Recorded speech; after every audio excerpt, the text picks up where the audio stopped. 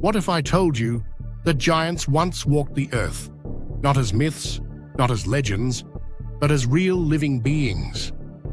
Whole tribes of them. What if the stories of towering figures, mighty warriors, and supernatural beings were more than just folklore? Hello, and welcome back to Paradise Lost and Found.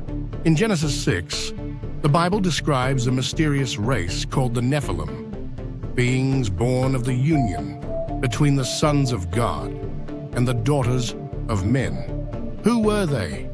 Where did they come from? And why did they vanish? Stay with me, because by the end of this video, you might never look at history the same way again. Throughout history, civilizations across the globe have spoken of giants. The Greeks had the Titans, powerful deities who warred against the Olympian gods. Norse mythology tells of the Jotun, an ancient race of towering beings. The Hopi speak of the Palatquapi, giants who once ruled their lands. But long before these myths took shape, the Bible recorded the existence of the Nephilim. Genesis 6:4 states, "The Nephilim were on the earth in those days, and also afterward, when the sons of God came into the daughters of men, and they bore children to them. These were the mighty men who were of old, the men of renown." But what does this mean? Were these sons of God fallen angels, as many believe?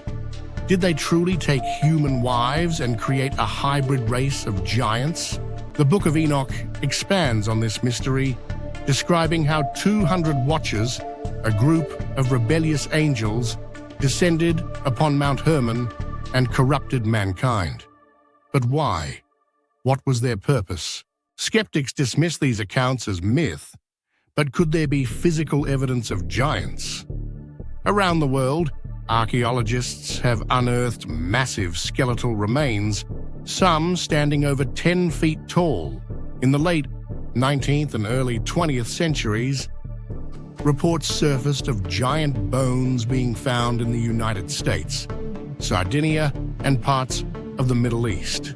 Many of these findings were allegedly covered up or mysteriously disappeared. Coincidence? Or an attempt to keep something hidden? Well, keep watching, because you're about to find out. In the United States, discoveries of the giant skeletons were found all over the Northeast, from Martha's Vineyard and Deerfield Valley, Massachusetts, to Vermont and upstate New York. Other reports of the discovery of buried giants were also found in the South, Midwest, and West Coast. In the Ohio River Valley, a report from a local paper that was backed up by Scientific American found bodies of a number of giants buried under a 10-foot-tall mound. One particular female skeleton was found holding a 3.5-foot-long child. Another of the giant skeletons was buried in a clay coffin, and an engraved stone tablet was also recovered. This particular mound was 64 feet long by 35 feet wide. The Chichasoba Mound in Arkansas is another instance of the uncovering of a giant skeleton under similar bizarre circumstances. The 12-square-mile mound had its name taken from the chief of the Shawnee tribe, who was essentially known to be a giant with incredible strength. Chief Chickasawba lived in that area of Arkansas, and when the mound was uncovered, the skeleton of a massive human being was found. Subsequently, other skeletons up to 3 meters, or 10 feet, tall, were unearthed in the same area, all with similar burial artifacts found with them. Some reports claim the length of the skeleton's legs to be 5 feet alone. Other reports show large craniums of skeletons with double rows of teeth. And here's where it gets even stranger. In Numbers 13:32-33, when the Israelites sent spies into the land of Canaan, they returned with a chilling report.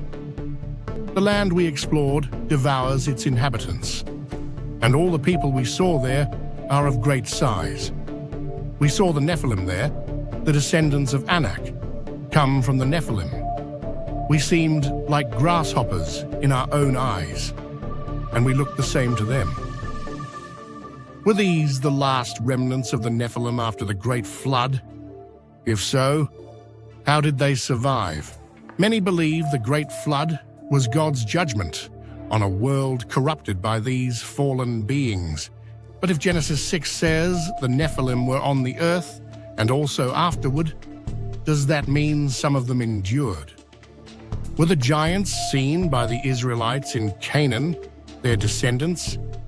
Could these creatures have shaped entire civilizations? Some researchers point to unexplained ancient architecture, megalithic sites with stones so massive that even our modern machinery would struggle to move them. Were these structures built by a race of beings far stronger than ordinary humans? Could these be the remnants of a lost Nephilim civilization? What if the Nephilim weren't just physical beings, but something even more terrifying? Many scholars believe they were not just giants, but supernatural hybrids, part angel, part human, with intelligence and power beyond our understanding. Some even suggest that their spirits still roam the earth, manifesting in different ways. Could they be the origin of the demonic entities we hear about today? So what do you think? Were the Nephilim real? Were they giants, fallen angels, or something beyond our comprehension? And if they did exist, could their influence still be felt today? Let us know your thoughts in the comments below, and don't forget to like and subscribe for more mind-blowing biblical mysteries.